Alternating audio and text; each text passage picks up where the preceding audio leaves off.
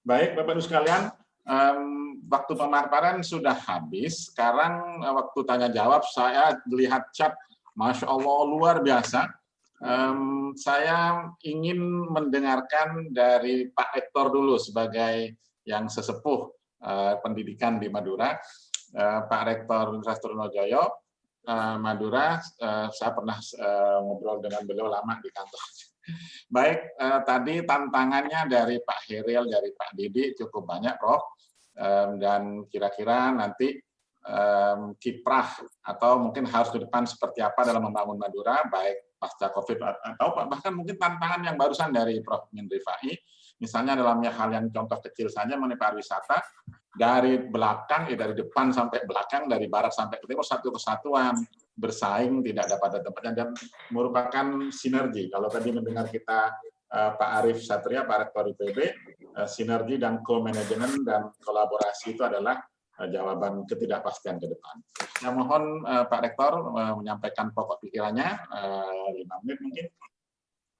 Baik, terima kasih Pak Kiai. Assalamualaikum warahmatullahi wabarakatuh. Waalaikumsalam warahmatullahi wabarakatuh. Yang saya hormati, yang saya warahmatullahi wabarakatuh. Para tokoh, ada Kakanda Prof. Mahfud, MD, Kakanda Prof. Rabini, sesepuh kita Prof. Min Rifai, para Bapak Bupati, ada Pak Bupati Pamekasan, Pak Bupati Sumeneb, Pak Sekda Sampang, dan Pak Wabub Bangkalan, serta para hadirin sekalian, khususnya Pak Rektor IPB ya. Beliau ini rektor yang paling produktif di Indonesia ya. Lupa saya salam untuk beliau. Jadi begini Bapak Ibu sekalian, karena waktunya pendek, sebenarnya apa yang sudah disampaikan sudah ada di dokumen UTM. Memang kalau tidak ingin bukti silakan kapan ada pertemuan di UTM. Malah saya menindaklanjuti yang diharapkan oleh Prof. Min Rifai, kalau perlu tahun depan kumpul di UTM saja Pak. Kita kumpul aja semua di kampus karena kami akan memfasilitasi itu. Yang pertama yang barangkali saya memberikan satu pandangan begini, APBD 4 kabupaten di Madura itu kalau dikumpulkan kurang lebih sekitar 10 triliun Pak, kurang lebih. Sedangkan PAD-nya itu kalau 4 kabupaten di jumlah itu sekitar 900 miliar. Di total uang Madura itu tidak lebih 11 triliun. Masih dikurangi oleh belanja pegawai kurang lebih 55% rata-rata. Sehingga sisa 45-40%. Itu pun kalau fokus. Maka dari itu sebaiknya ini merangkai dari apa yang disampaikan oleh para beliau pembicara sebelumnya. Sebenarnya Madura itu harusnya dalam perencanaan dan pengembangan menjadi satu kawasan.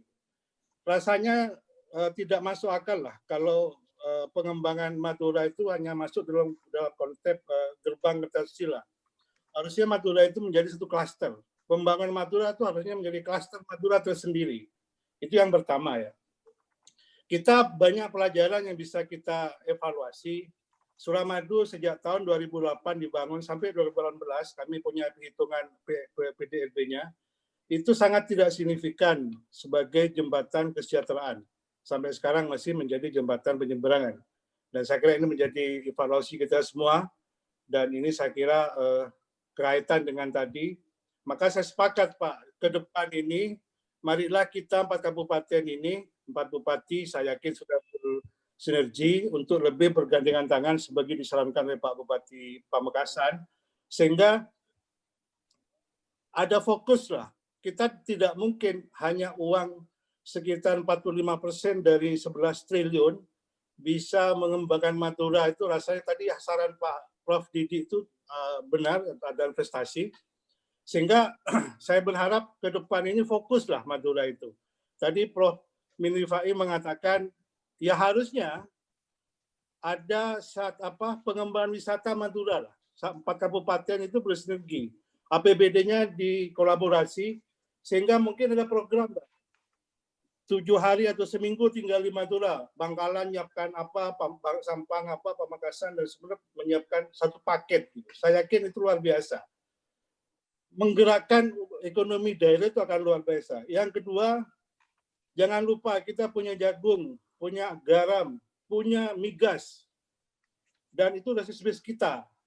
Dan kita minta kepada pemerintah mungkin orang Madura ini sudah terbukti Pak, teruji.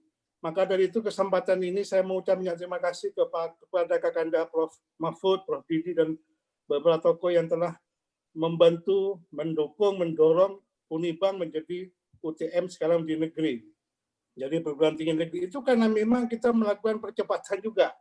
Nah, kembali ke potensi tadi, jagung, garam, wisata, migas, sapi itu luar biasa Pak. Cuma kita nggak pernah fokus, nggak pernah serius menangani itu. Migas contohnya, ini harus kita tuntut, sudah minta ke pemerintah, dan minta resource base itu, kegiatan hulu hilirnya wajib dilakukan di Madura. Nggak bisa hulunya di Madura, hilirnya di luar Madura. Migas itu kenapa sekarang ini hilirnya di Pasuruan, di Gresik. Ada alasan kan dulu karena belum ada Suramadu. Sekarang ada Suramadu. Kita minta lagi itu agar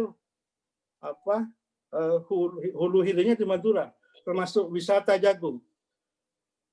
Untuk garam, pabrik garam itu barusan dibangun di Gresik. Ini kan juga kesalahan kita juga, kenapa bisa terjadi. Ini banyak hal yang bisa kita lakukan terkait dengan pengembangan resource base. Untuk investasi, Bapak Ibu sekalian, para tokoh, para kiai, para sepuh, sebagaimana disampaikan oleh Pak Didi Rabini, ya kita benahi Pak, mari kita benahi masalah regulasi investasi kita.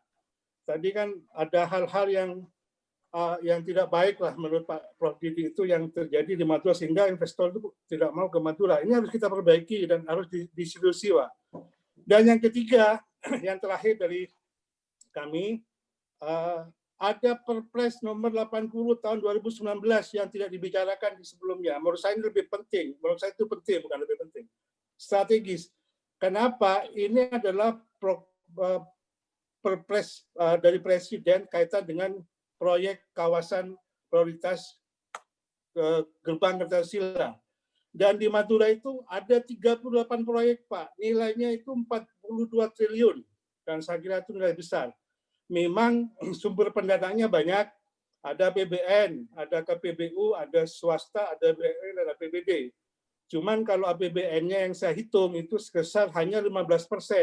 Berarti logikanya adalah realisasi dari proyek ini hanya 15%. Sisanya harus bagaimana kemampuan Pemda, Pak Kabupaten, dan kita semua untuk melakukan satu terobosan strategi sehingga 42 triliun ini bisa kita capai, Pak. Bisa kita lakukan, bisa kita bangun di Madura.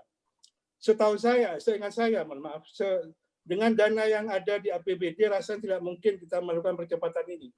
Oleh karena itu, 3 usul. Yang pertama, Pak Kiai, adalah Madura itu harus menjadi satu kawasan pengembangan. Tidak boleh Madura itu hanya Bangkalan di gerbang Kertasila. Harus 4 kabupaten. Kalau tidak, tetap aja seperti sekarang. Yang kedua, fokus Madura ke resource base, sisanya adalah perbaiki regulasi investasinya. Dan Perpres 80 2009 ini harus kita sambut dan kita raih, kita realisasikan dengan kerjasama yang kuat, yang keras, insya Allah akan bisa dicapai. Mungkin itu saja karena saya diberi waktu 5 menit. Terima kasih Pak Moderator. Mohon maaf jika ada yang kurang berkenan.